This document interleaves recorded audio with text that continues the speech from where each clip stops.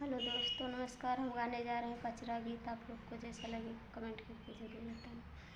के रे डोला उठ मैया सांझ से सकरवा होए के कर डोला नाय होए के कर डोला नाय उठे खड़ी दोपहरिया है के कर डोला नाय मैया डोला उठ में भी सांझ से सकरवा हे भगवती डोलन आय हे भगवती डोलन आय उठे खड़ी दोपहरिया हे भगवती डोलन आय के चरण चढ़ मैया कही दहड़िया हे के करे थान आय हे के करे थनवन आय चढ़े